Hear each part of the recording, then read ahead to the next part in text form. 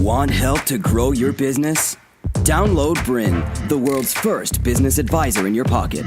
To find out more, visit BRiN.ai or search the App Store today.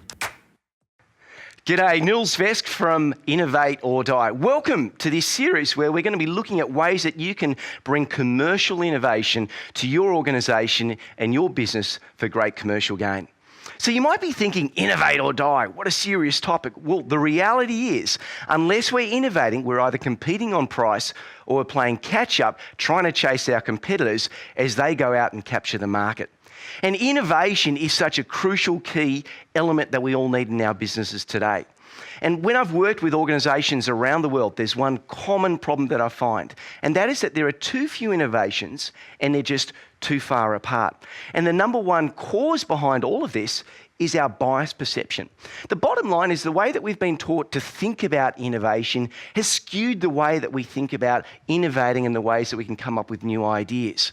And that can either be a good thing or a bad thing. And in each one of our episodes, we're going to be unpacking a model called innovation archetypes. Because if we can understand the biases of the most amazing professional innovators and use their best principles, then we can use that to create great commercial gain in our own organizations. So let's quickly unpack each one of these archetypes and phases so you've got an idea of what we're going to be doing in each episode. And so we have universally 4 phases of innovation when it comes to it. We've got the investigation phase, ideation, iteration, and commercialisation. The investigation phase is all about looking for insights as to where we should be applying our thinking to generate brilliant ideas. The ideation phase is all about coming up with lots and lots of great ideas. And then this iteration phase is all about testing, piloting and prototyping our ideas so we can minimise the risk while increasing our certainty. And finally, we've got the commercialisation phase. This is all about taking our idea, building it, and then selling it to the masses so we can get a good commercial return.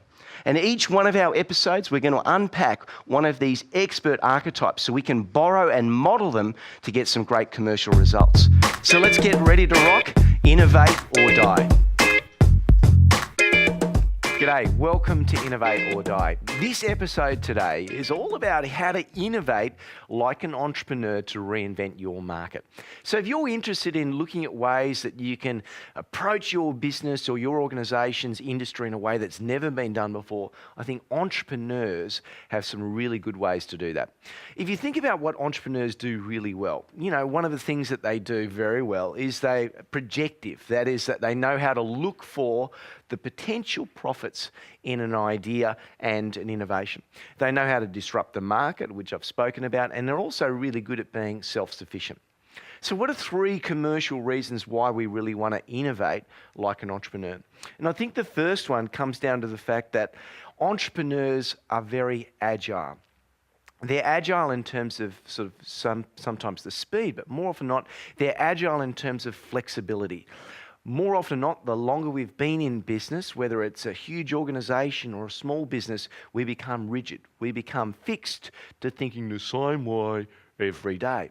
But what entrepreneurs do is they bring this ability to, if the market's always been this way, to bend around it and to see things differently. And this is a really powerful tool that we're going to lend and delve into a little bit more about how entrepreneurs do that. The second commercial reason why we really want to innovate like an entrepreneur is that they know how to disrupt the market, and almost they do this often by starting from scratch. Quite often the biggest disruptors in a market are entrepreneurs that actually never even played in that industry or that field before, but they come at it with a completely fresh palette or say, we're going to create our own route in a way that's never been done before. Why? Because we haven't done it before and we can do it any way we want. Now that might sound a little bit brash and a little bit arrogant, but this is one of the reasons why entrepreneurs can succeed so much, because they don't follow the rules, they create their own path. And the third commercial reason why we can really learn from entrepreneurs is their ability to implement and execute swiftly. When they come up with a new idea, it doesn't take them 2 years, 3 years, 4 years, 5 years to think about it and then start to execute it. They're quick to come up with the idea, quick to look at the possibilities and profitability, and they go out there and they test it and they make it happen. It's rapid and it usually ends up in success. So let's delve into this world of the entrepreneur a little bit more to see how we can help you with some insights in ways that you can innovate like an entrepreneur. And the first space that I want to talk to you about is giving you a poster child, and a really good poster child for the entrepreneur. I mean, there's countless entrepreneurs you can think of, but an entrepreneur I've got a bit of a man crush on the moment would be a guy by the name of Elon Musk. Now, if you haven't heard about him, you're probably stuck in the ages of old school entrepreneurs that are pale, male and stale. But even though Elon Musk is a male and he's pale as well, he's got some amazing track records in his success. His first run into entrepreneurism started at the age of 13, where he started to develop an electronic game. Sort of sold that by the time he was 15. Did a few things. By the time he was in university, started to study physics and all kinds of business and little bits and pieces like that. And then he created a tech startup with his brother. That went really well. They sold it for a mozza. Then using that capital, they saw an emerging business by the name of PayPal, and they bought that out and developed that into the behemoth, massive, successful monster that you know of it today. If that wasn't enough, he moved on to different areas and got interested in cars. He's currently the CEO and the head of design for Tesla Motors. And one of the things he's done there is re-engineered the way they look at their production line, their modeling, and all of those types of things there. But probably one of the things I'm really fascinated with at the moment is the CEO and his business called SpaceX. Basically, he builds, and their organization builds rockets for NASA. And where this came from, he's always interested in space exploration and things like that. And he thought, maybe there's an angle for us in my business. And he went over to Russia to interview some rocket engineers and ask it. And he got a lot of pushback and thought, who are you? You don't know anything about rockets. And he got really bad disrespect. And he thought, bugger this, rocket engineering isn't that difficult. I'm going to work out how. And it's interesting, what he found out was through his research that rocket science, or actually building a rocket, is very profitable. They sell them for a massive amount of money.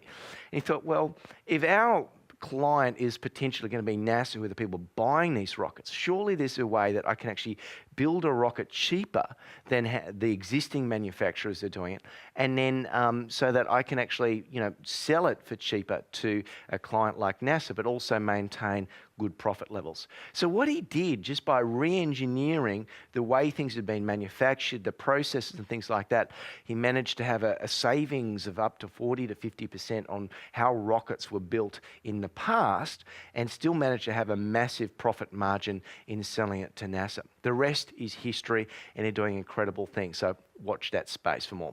Anyway, we might come back to him a little bit later on.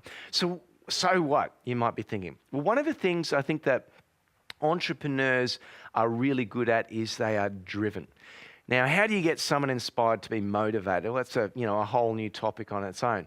But I want to share a story which I found really fascinating. One of my colleagues that I'd worked with for quite a while was a guy by the name of Creel Price. Guy my age, amazingly commercial successful, sold his business 7-8 years ago for over $100 million. And one of the things I found about Creel was his ability to simplify things. So motivation, a lot of people talk about it, but this is what it is. And he gave me this example once. He said, Nils, if you wanted to go out there and buy a motorbike, if that was your goal, what would be your steps? And I said, I'd write a list of this, this, and this. And he said, no, he wouldn't. He said, what you do is you go out there and you'd buy a motorbike helmet. And you'd put that motorbike helmet on your desk where you work. And I said, but you wouldn't be able to use it. He said, exactly. And that's the motivation. Because you can't use that helmet until you've actually bought the motorbike. Well, I guess you could wear the helmet and go in and maybe hold up a bank or something like that, but it's going to be pretty useless until you have that stuff. So this is one of the interesting kind of concepts of what entrepreneurs do. And in many ways, it's what we would call skin in the game. And this is why entrepreneurs get so driven, is because it's not someone else's money they're playing with, it's their money, it's their reputation, it's their energy, it's their life force. To continue enjoying this presentation, download BRiN, the world's first business advisor in your pocket. To find out more, visit BRiN.ai or search the App Store today.